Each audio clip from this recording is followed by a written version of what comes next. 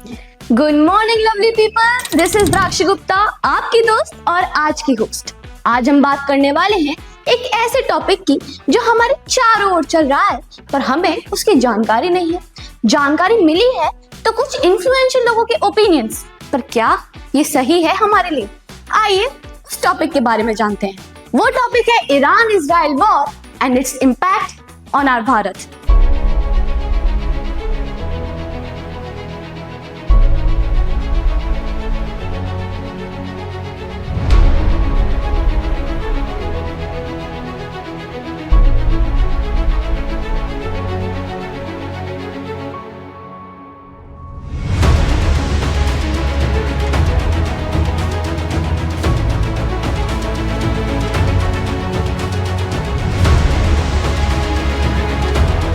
This is your host with her friends Vedant and Shweta.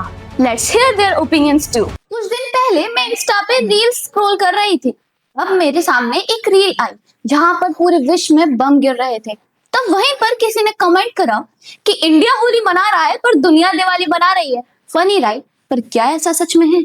हम जानते हैं कि हम भारत जैसे एक सुरक्षित देश में रहते हैं, पर क्या इसका मतलब ये है कि हमें बाहर चल रही किसी चीज से कोई फर्क नहीं पड़ना चाहिए, या इसका मतलब ये है कि हमारे ऊपर कोई भारी संकट मंडरा रहा है और हमें उसके बारे में नहीं पता? आइए जानते हैं इसके ऊपर विचार वेदांत जी के। तो बताइए वेदांत, क्या इस जंग का भारत पर कुछ प्रभाव पड़ेगा? देखिए, हमारी दुनिया जो है बहुत ही इंटरकनेक्टेड है। कहीं भी युद्ध होता है तो उसका सीधा प्रभाव पूरी दुनिया पे पड़ता है। अब जो ईरान और अमेरिका के बीच में युद्ध हो रही है उससे क्रूड ऑयल की प्राइसेस काफी आगे पहुंच गई हैं, जिसकी वजह से इन्फ्लेशन का खतरा पूरी दुनिया पे है। हमारे भारत में देख लिया जाए तो पेट्रोल के प्राइस लगभग दोगुने होने की आशंका है। सनफ्लावर ऑयल जो रशिया यूक्रेन बनाते हैं उनके प्राइसेस बहुत ज्यादा बढ़ चुके हैं। थोड़ा सा अगर हम पॉजिटिव साइड पे बात करें तो जैसे कि हम देख सकते हैं, इंडिया बहुत ही सेफ हार्बर बन चुका है पूरे विश्व में एक साइड रशिया और चाइना, नॉर्थ कोरिया जैसे देशों को माना जाता है और एक तरफ अमेरिका और इजराइल को माना जाता है। लेकिन हमारा जो भारत है काफी पैसिफिक स्टांस पे है और वो किसी एक कंट्री को फेवर नहीं करता है, जिसकी वजह से एप्पल ऐसी कंपनियां हमारे भारत में मैन्युफैक्चरिंग हब बना रही हैं, जिसकी वजह से चाइना से हमारा भारत पुल कर रहा है मैन्युफैक्चरिंग इंडस्ट्रीज को, जो हमारे लिए काफी बड़ा प्लस हो सकता है।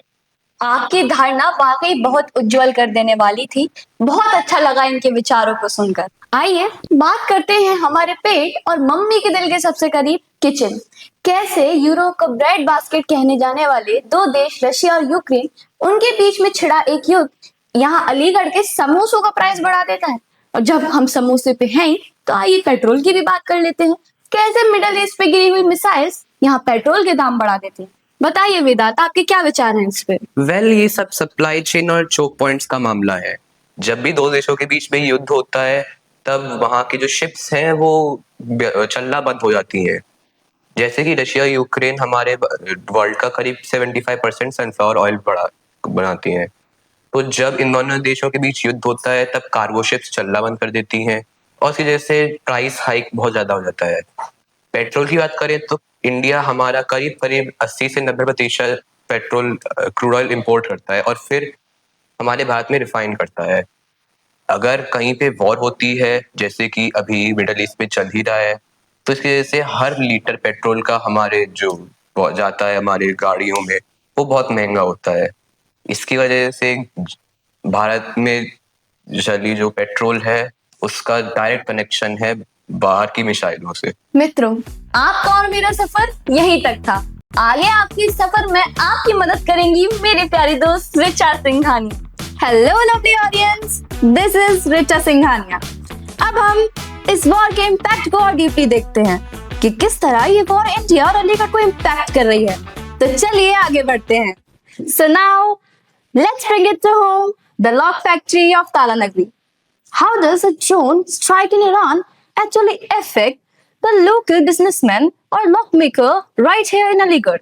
Now, this is one of the most important points.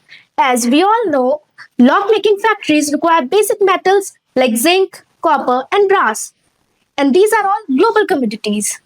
Since war creates uncertainty, the prices of London Metal Exchange rise up by 10% in just one day.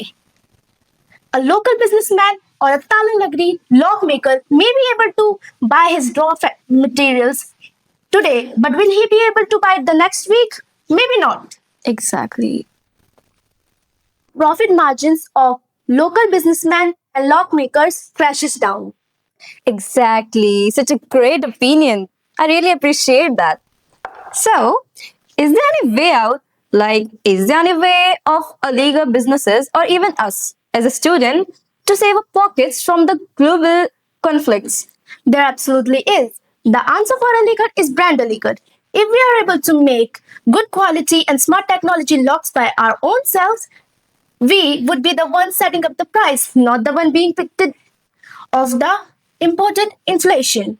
Yes, I do agree with that. And for us as students, the only goal is Atmanirbhar Bharat. The more we are able to generate energy on our own, the less we have to care about a war 5,000 miles away. And lastly, the only thing I would want to say is that peace is not just a moral goal, but it is a necessity for a prosperous Aligarh. Such a mindful thoughts. Oh my god, I really love your opinions. Thank you for joining us today. That's absolutely my pleasure. We, the students of Heritage, thinks our podcast was able to awaken a sense of excellence in our lovely audience. So now it's time to say goodbye, and we hope that this podcast was able to give you informative knowledge about geopolitics and economy. And before going, don't forget to drop your comment and your opinions in the comment section about where should India stand between Israel and Iran. And please don't forget to share, like and subscribe for our hard work. Thank you.